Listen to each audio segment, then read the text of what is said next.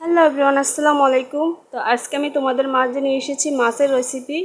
তো মাছগুলো আমার ননসের হাজব্যান্ড খালে থেকে ধরে এনেছে। তো দেখো কিভাবে মাছগুলোকে রান্না করি। তো আমি প্রথমে মাছগুলোকে সুন্দর করে ধুয়ে হলুদ মরিচ এবং লবণ দিয়ে সুন্দর করে মেখে আমি ভেজে নিব।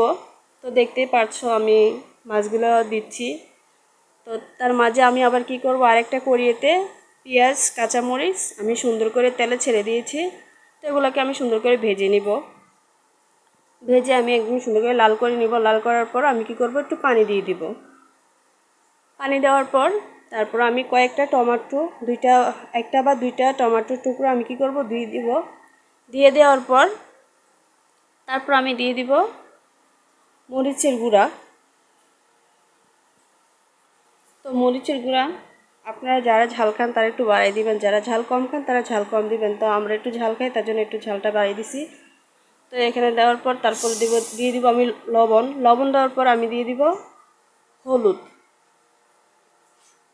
তো এখানে হলুদ দেওয়ার পর তারপর আমি কি করব, একটু মাছের মশলা দিয়ে দিব। মাছের মশলা দেওয়ার পর আপনারা দেখতেই পাচ্ছেন কালারটা কেমন হয়েছে। আর আমি এখন হওয়ার পর একটু পানি দিয়ে দিব। পানি দেওয়ার পর আমি কি করব, একটু ঢাকনা দিয়ে ঢেকে নিব। তো এখান দিয়ে আমার মাছ ভাজা কমপ্লিট হয়ে গেছে। হওয়ার পর তো দেখতেই পারতেছেন আমি এখানে মাছগুলো দিয়ে দিচ্ছি। মাছগুলো দেওয়ার পর আমি কি করব, আরেকটা মশলা এখানে অ্যাড করে দেব, যেটা সবজি বা কোনো তরকারিতে দিলে খুব একটা স্বাদ হয়, খুব একটা স্মেল আসে। তো দেখো আমি যে এই মশলাটা দিয়ে দিচ্ছি, তোমরা চাইলেও এই মশলাটা ব্যবহার করতে পারো। তো এটা খেতে কিন্তু অনেকটাই ভালো লাগে। তো অবশেষে আমার রান্নাটা কমপ্লিট হয়ে গেছে।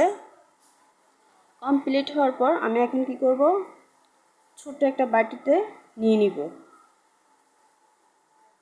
তো এখান দিয়ে আবার আমি আরেকটা কাজ করছি, কি ছোটো কয়েকটা মাছ আছে আমি এগুলোকে ভেজে নিচ্ছি। কারণ এগুলো আমি শুধু সুদা খাবো ভাতের সাথে। তো আমি দেখতেছো তরকারি রান্না শেষ, আমি বাটিতে নিয়ে নিব। তো নিয়ে নেওয়ার পর